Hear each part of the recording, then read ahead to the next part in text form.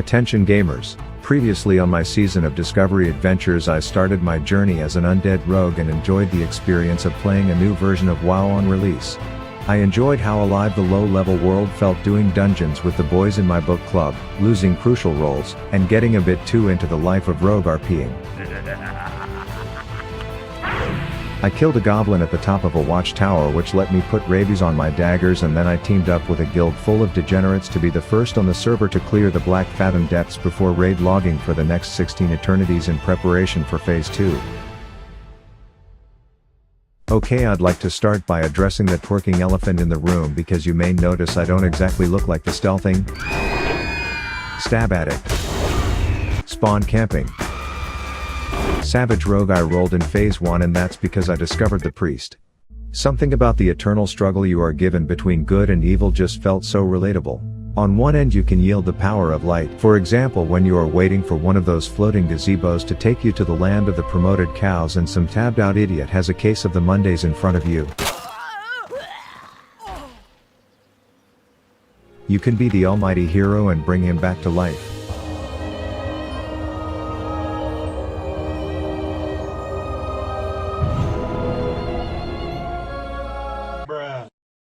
In other totally not staged scenarios where a max level warlock is running away one shot from a grey mob, asking for help after you've already healed him, like this is porno shoot caliber acting, only to then show his appreciation by trading you all his gold just like you scripted the scene out, you may start to lean towards the light. People recognize you and bow before you as you are fishing. They see a trustworthy priest who has chosen good over evil, and kneeling and praying together bestows buffs on each other.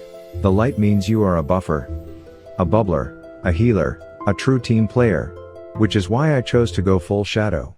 Because when it's my turn to buff other bubble bitches I can't resist the urge to leave them on read. When they insist I show off how mature I am by using my character to simulate them singing into my pink karaoke machine until their mom sees what's happening on their game and unplugs their computer.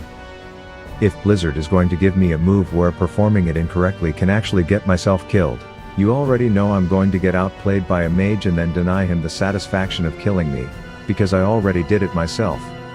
I'd like to introduce you all to Ted, Fred, and Hunter Biden because you are going to see a lot of these knee-nibbling sperm cells, and if you want to heal, you'll just have to ask another priest because I can't cast holy spells in shadow form, and so this is now the journey of Rav the Shadow Avatar.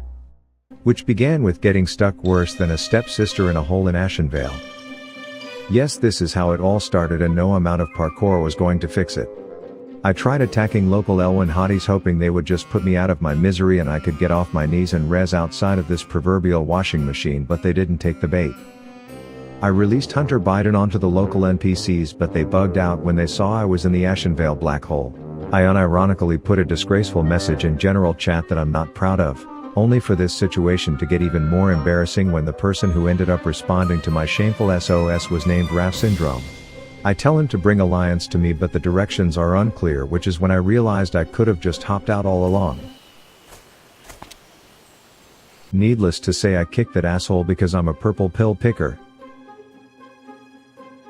Kidding, I invited him back, which turned out to be a mistake. You see, when you have two players in a party where the first got stuck in a tree root's asshole for 30 minutes and the second apparently named his character after the first, they aren't exactly a killer combo in PvP.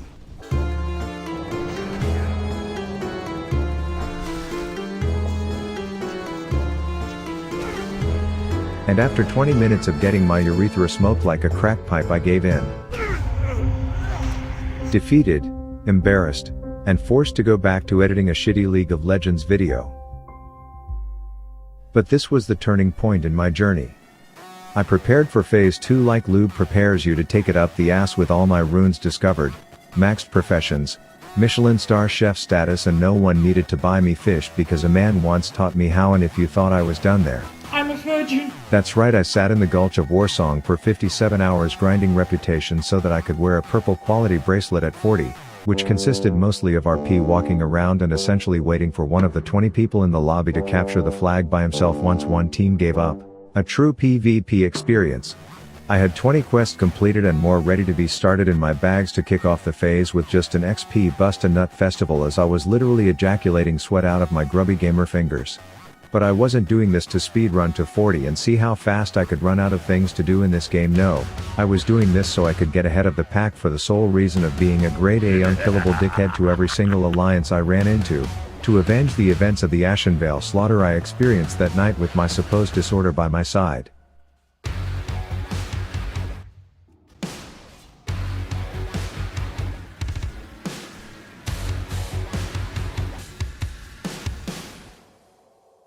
You see, I vowed from that moment on there is not a single alliance I would ever let walk by me without a fight. And while it may look like I was yelling demonic things to these losers as I killed them, from their perspective I was actually giving the best piece of advice I could give. Like this poor level 20 gnome has no idea that he shouldn't be in Ashenvale right now, he should be on step 30 in Red Ridge killing condors.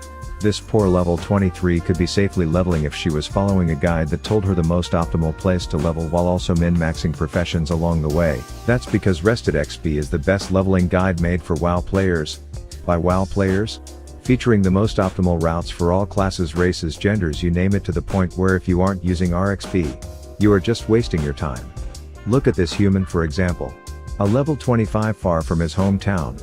If he was using RXP, he would know that he would be accomplishing his goals so much better if he was following these straightforward steps in Duskwood. But clearly this guy doesn't respect his own time, so I only have one choice: to teach him a lesson. And the one thing most people don't tell you about Rested XP is that you can start using it today completely free. You just go to my link in the description, make a free account on their website, get the add-on, and boom, you won't be getting kicked off ships, you will be speed leveling with ease. That said, with launch coming up, I also needed to make some gold, and in light of Blizzard giving GDKPs the shaft, I had a brilliant plan to make a fortune before the phase. You see, there's a quest in Ashenvale that causes you to plagiarize the work of 12 different authors and hand it in as your own to the teacher, so my devious plan was to control the market for one of these pages, buy it out and then resell it for a 2000% markup. It was a flawless plan, and I could already envision checking my mail and seeing endless fortune. Yeah, this plan failed miserably, so if anyone has a need for 600 copies of specifically page 8, let me know. My launch was going well. I had completed my quests and I was on my way to the Kraal of Razorfen to visit Howard's infected cousins when we came across a group of Stormwind simps, and while I know I vowed to attack every alliance I came across, I was on a strict schedule and I had a fresh world buff, so I had to make a decision.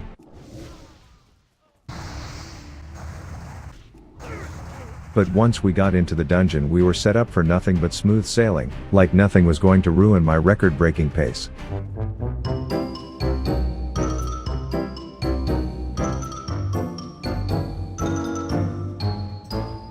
It was at this time where we did one final farewell to the fathom depths of blackness, and just guess what the fuck happened.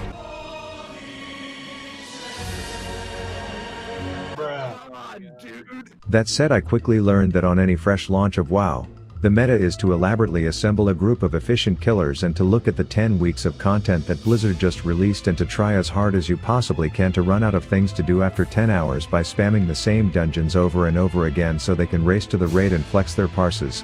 And while I bet this makes for incredible content for viewers, I had my own plan, and that was to solo them myself, and the strategy was simple. I would gaslight torture Tommy #1 into thinking his own coworker slept with his girl.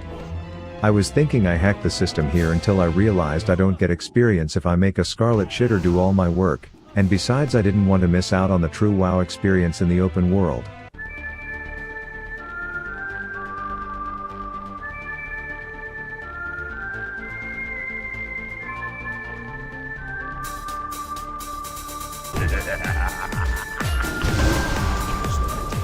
Sure, dungeon spammers may be leveling faster, but you know what they aren't doing? Watching Ted Fred and Hunter Biden fucking knee nibble and Elwyn Hottie with res sickness to death. Not to mention the open world rivalries that are created during questing. For example, I was just in this Arathi asshole of a cave when I first met good old Lambard. I introduced myself by inflicting pain on him. He asked me to sit still and watch my shadowy sperm cell do work. He whipped out his bitch bubble, so I made like a German car manufacturer and said I'm outie. Long story short, round 1 ended with this little chode pally losing a rundown with those little legs, but this would not be the last of Lambard. You see, a few minutes later I finished a kill when I heard him fighting. Sure enough, he killed both Ted and Fred, leaving me with just Hunter Biden and this dude as baggage. But he fled deeper into the cave and would be cornered, which meant only one thing.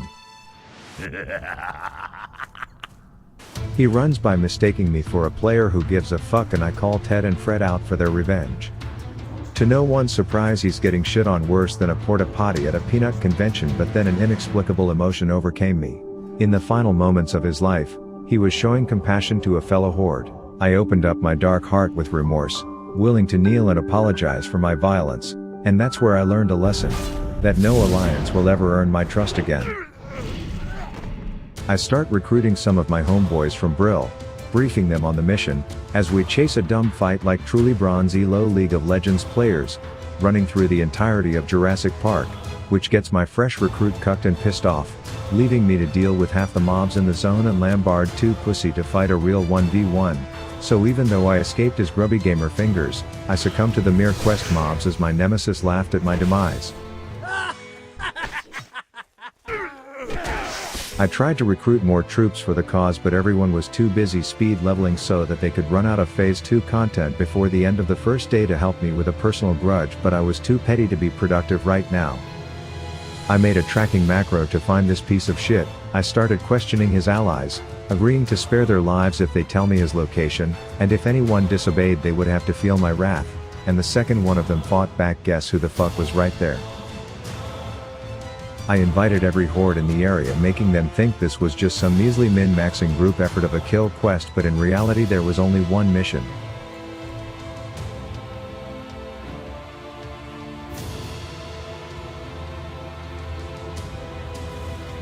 The final battle was on. My recruits could give less than two shits about my petty drama, so my plan quickly turned into running over to them and hoping that they will think any red name is a quest NPC and kill it. And thanks to some quick thinking I had won the war on Lambard.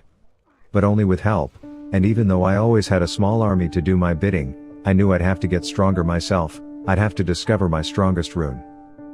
Now the whole idea of Season of Discovery is to explore this giant world and find this shit yourself. You know, the true experience where everyone gets crazy excited when you organically find something by surprise because you didn't look it up before. Hey, Paul, come loot this. Paul, come loot this. No, fuck. And it's a scroll, dude. It's a scroll, dude. So I chose to stay true to this spirit by taking it upon myself to discover the classic WoW Priest Discord, where I looked up where to find this rune. But let me show you how easy it was to prove that I totally would have figured it out myself. First, you go to this super obvious remote location in the shittiest zone that everyone avoids because it sucks ass, where you touch this burnout pile of logs. It's all like find someone who knows about this, and my immediate thought was, Jesus, this is so easy. It's obviously that goblin Bibbly out in the middle of nowhere. He says something about the next clue being in a port, so the only logical next step is to take boat to the Bay of Booty, and you should come to know what this means.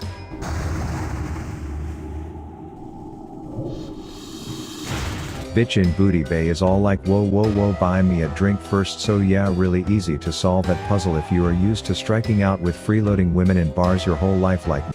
But she does put out the next clue you perverts, and it's to find a miniature Titanic in bumfuck wetlands, which surprise teleports you to the east coast. Literally cake to follow the clues, and this is where you need to loot something, but there were a baker's dozen alliance and I'd have to put my trust in their kindness if I were to get my rune.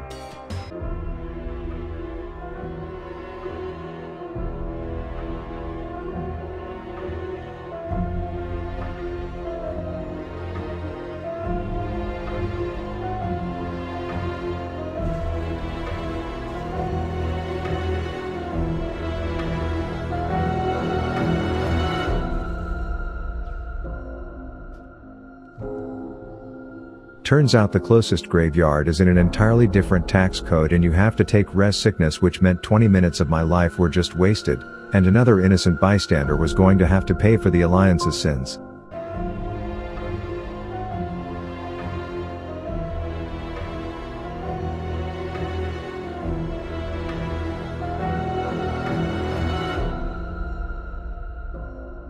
Anyways, find the sexy elf on the shelf, kill her, loot her coin purse, use it to open the jewelry box on the dock, and you have your rune that I totally would have been able to discover all by myself, and just look at its beauty.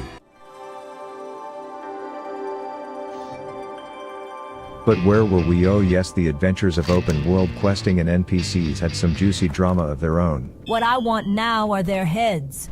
Kill them for me. I obviously was down to help a homegirl out with a small murder task, and when a thrall dick on his breath brethren was in the area, we grouped up for the hits. Afterwards I asked if he was rocking a rested XP guide as well, because then we could just keep quietly questing together, you know, menstrual cycles fully synced up, two boys open world questing the way it should be, but he wasn't. Don't worry, I'm out here doing God's work, but with 2 levels to go I was struggling to find any quests that were uncontested. I originally tried phasing, but these darnassus douchebags had more layers covered than an Italian buttercream, so I chose to fight for my territory instead, even if it meant getting in a slap battle with a level 40 who learned a tough lesson that day, not to mess with Rav the fucking Avatar.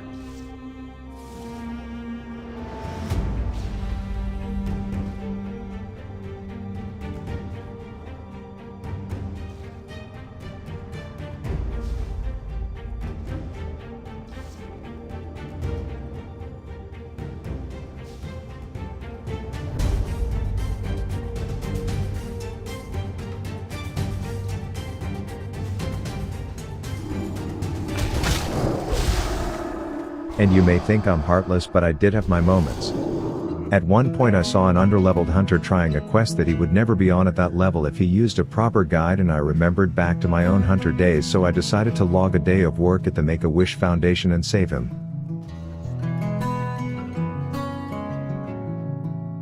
We shared an unspoken bond, bowing at each other, saluting with respect, and a friendship among enemies was about to be born. Psych bitches, I killed him, dinged level 40 and unlocked the full potential of the dark side I chose. But of all the ruthless killing, some of my biggest problems were with my own ranks, contesting quests, failing to help, and the power of darkness had me craving their blood as well. I just needed to find a way. This is your emergency broadcast system announcing the commencement of the annual purge. Commencing at the siren, any and all crime, including murder, will be legal for 12 continuous hours. May God be with you all.